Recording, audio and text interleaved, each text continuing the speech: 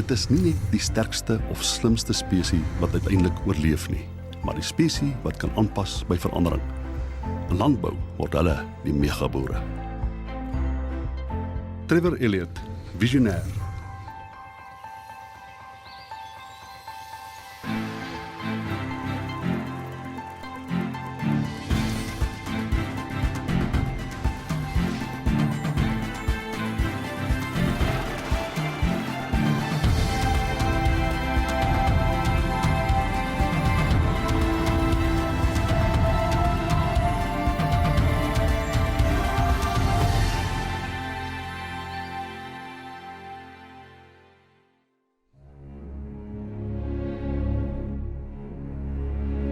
Die graaslandsboerdery in die Oos-Kaap word gereken as een van Suid-Afrika se suksesvolste landbouondernemings en is ook een van die grootste melkprodusente in die land. Trevor Elliott, 'n gekwalifiseerde ouditeur, het die plaas by sy pa oorgeneem. When I started farming here in 1990, South Africa was going through a lot of transformation. I suppose there was a lot of nervousness, and opportunities would come up which allowed us to take advantage of those. Did you ever think of giving it all up and maybe the risks are too high in South Africa?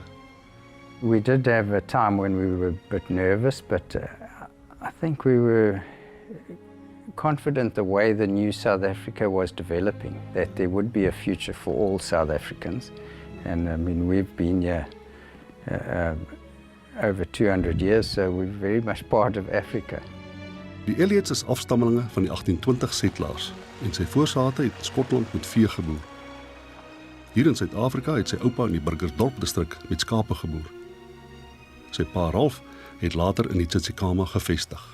He came here, there was no farming as such, there were plantations, and his vision then to grow pastures like they do in New Zealand, a sort of low-cost legume-based pasture, and that was his life's dream. Ralph Elliott het baie gelees en 'n aantal Nieu-Seelandse weidingsjoernale deur die pos ontvang. And the first book I bought was by Dr. Fisher. In that book, he had a chapter on pastures. And put it this way, my interest on pastures started with that book. Dr. Fisher mentioned in his book, he said that the yellowwood belt of South Africa, he thought would be the best for pastures. Sy pa Ralph beskou Nieu-Seeland as 'n leier om melk van weiding te produseer. En hy het geglo dieselfde weidingsmetodes kan hier werk. Conditions in New Zealand were very much different from South Africa, but you decided to come here to the Tsitsikamma and in some other way almost tame the land here. The farmers near Humansdorp, they said, you can't go and farm that part of the Tsitsikamma. They said it was too wet. Yeah. Trevor ontvang steeds vaktydskrifte uit Nieu-Seeland. Hy voer ook saad van bulle in wat geteel word om melk op weiding te produseer. Hy beskou sy pa as die pionier, die een wat die grondslag gelê het. What is the single most important thing that you think that you would like to instill in your children? I think the important thing which I think our children do have, and that is a love for reading and to accumulate knowledge and to stay up to date with knowledge. Trevor en Sue se 3 kinders studeer almal in professionele rigtings. Soos die meeste megaboere wat ek ontmoet het, verwag Trevor nie dat hulle moet kom boer nie. Well, I wouldn't like to influence them, but the opportunities will be there for them to maybe one day consider it. How would you explain him as a father and as a husband? Well, he's very much similar to how he is as a manager. He's non-prescriptive. He's not domineering. He's not in any way chauvinistic or anything. He completely allows me and the children to be who we are. Just very consistent with the children. Very, doesn't tell them what to do, allows them to find what they want to do. Deesdae ontspan Trevor meer. Richard, your dad is a chartered accountant. You will soon be a chartered accountant yourself. Is that sort of a requirement for this big business that you guys are running here? I don't think it's necessarily a requirement, but I think in today's sort of commercial agriculture where you you're essentially competing globally. Because of that, it does help to have a commercial background. And Do you see a role for yourself in the future in the business? I think so. I think my dad has always encouraged it, and I have 2 other siblings. I'm sure they would also like to be involved in the business. If you have to change something, what would you do? I think there does need to be increased focus on land reform. I think that is happening, and I think a lot of it has to do with the different role players in land reforms. Trevor se eienskap om mense toe te laat om hulle self te wees, het hom in staat gestel om terug te tree uit die boerdery en die leiersels aan 'n bestuurshoof oor te gee. Megaboere is 'n metallurgiese ingenieur met 'n MBA. Die boerdery melk 2 maal daagliks tussen 13 en 14.000 koeie en daarvoor het Trevor 'n bestuurder nodig gehad.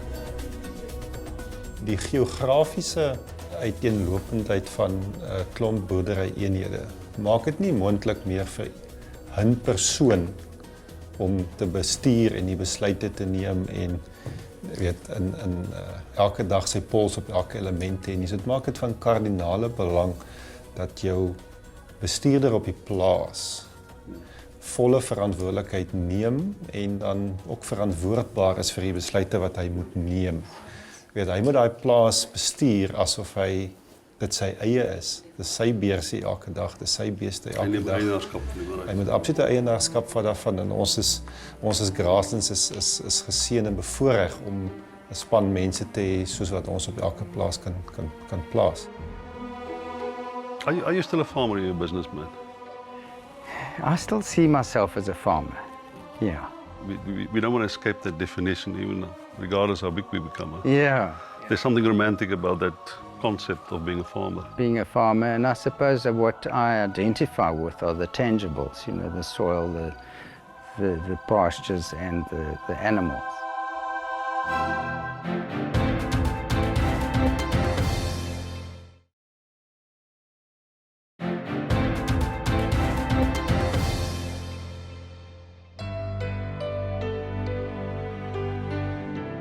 Megaboere deel 'n paar eienskappe en een van die gemeene deelers waarvan ek bewus geraak het, is dat die meeste van hulle die geleenthede na 1994 aangegryp het.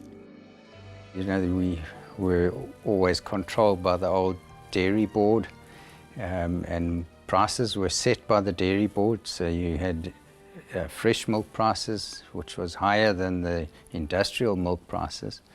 And we, of course, were industrial suppliers being further from the market.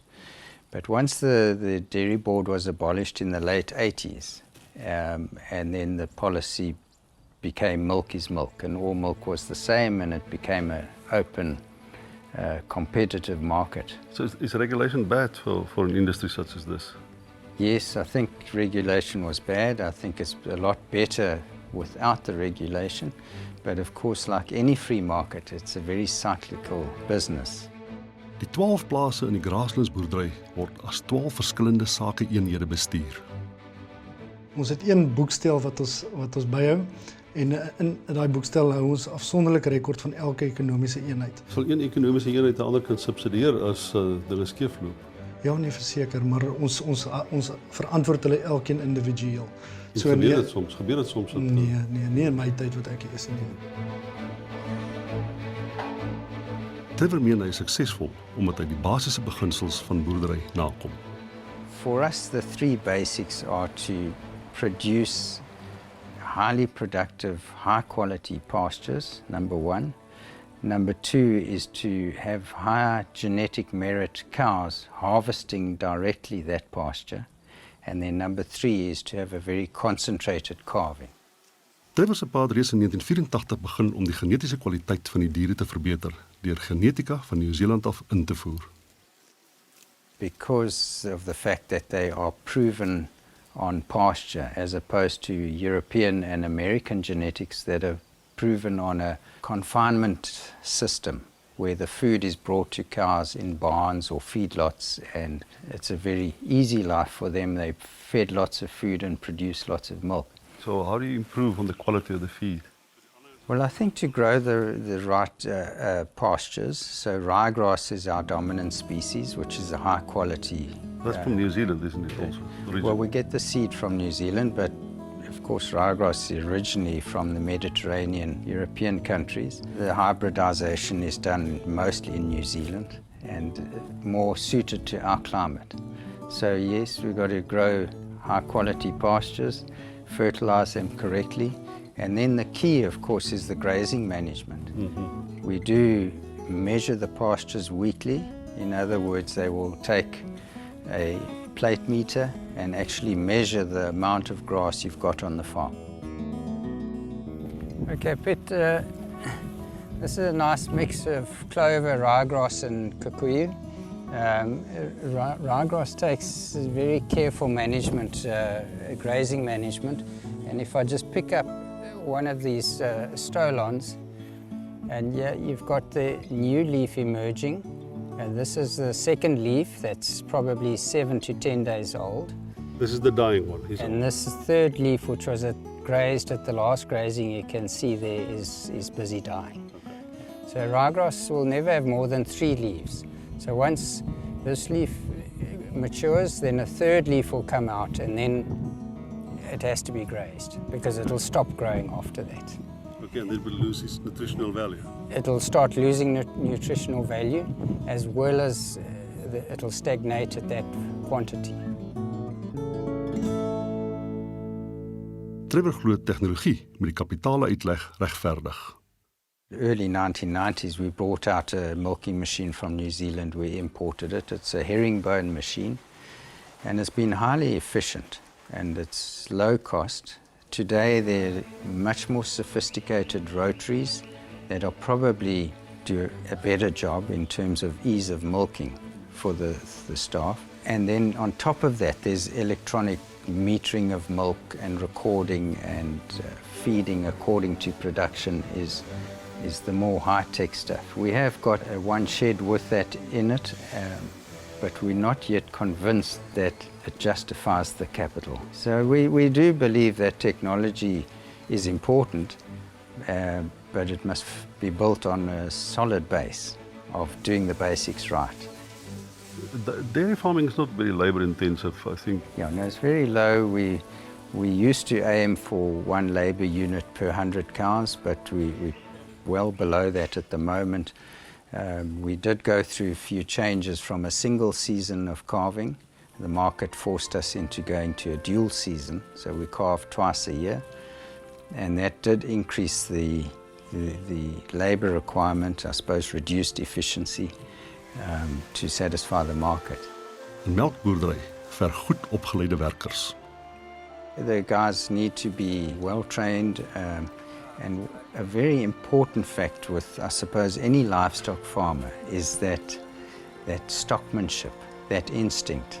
And I always remember going into Burgersdorp with my grandfather, and they'd sit at the tea room and have tea, and the old chaps would say, "You know that young farmer, he is a very good stockman. He'll be a good farmer." Trevor glo dat daardie natuurlike instink gekweek kan word. Hy vertel dat daar tans baie navorsing gedoen word oor instinktiewe landbou. You know, that unconscious competence where that farmer, he can walk through the pasture and he knows what the pasture needs or the cow's needs are, depending on the hot or cold day, etc. Where do you think will this industry, your farm, be in 10, 15 years from now? We aim to get a 2% efficiency gain every year. So hopefully we'll make those small improvements over time, and there might be a number of very small improvements. I think the big improvements we've achieved, and now it's going to be a multiple of small efficiency gains.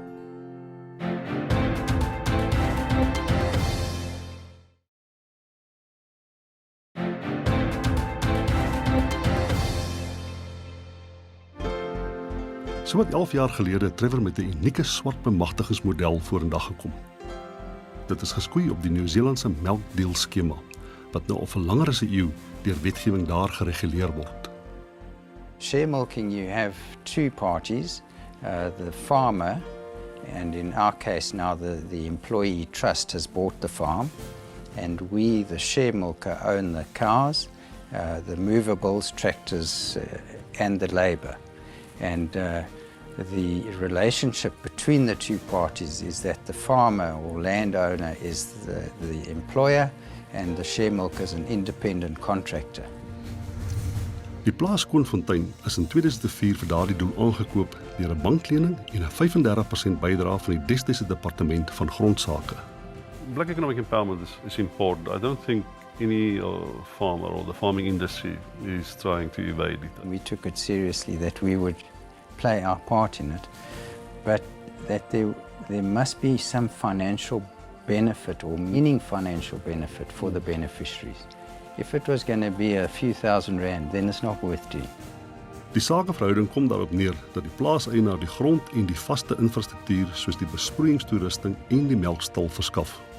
Die deelmelker, wat in hierdie geval grasslands agriculture is, verskaf die lewende hawe, die verskuifbare toerusting, die bestuursvaardigheid en die werkers. Die inkomste uit die melk en die voerkoste word dan 50-50 verdeel. Lopende uitgawes wat verband hou met die deelmelker se verantwoordelikheid, soos brandstof, lone en instandhouding van bedryfsbates, is vir die rekening van die deelmelker, terwyl die grondeienaar verantwoordelik is vir die koste wat met infrastruktuur en permanente veiding verband hou. Die melkdeelooreenkoms reguleer die verdeling tussen inkomste en uitgawes. Ons bestuursfilosofie op ons swart bemagtigingsplaas Skoonfontein is presies dieselfde as op enige van ons ander plase. Jy weet, die bestuur daarvan word op dieselfde basis gedoen via ons share milking ooreenkoms met ons swart bemagtigingstrust. Ons swart bemagtigingsplaas is jaar na jaar een van die topplase in ons groep. En miskien is 'n komponent daarvan die klein bietjie ekstra motivering wat elke werker en persoon op daai plaas het, want dit is sy eie. Dit behoort aan hom. Jy weet, dis die voordeel wat grasslands ook in die groter werkskorps ervaar met die lojaliteit van ons werkers wat op deel is van die bemagtigingsprojek. Dit is boerdery is nou in hulle bloed, weet, in die melk en die beeste syne. And is ownership important in terms of empowerment? Being a partner, it means you also have to contribute and at the end of the day you have your own share. So that on its own motivates people to work even harder and also to work for a certain reason than just to be employed.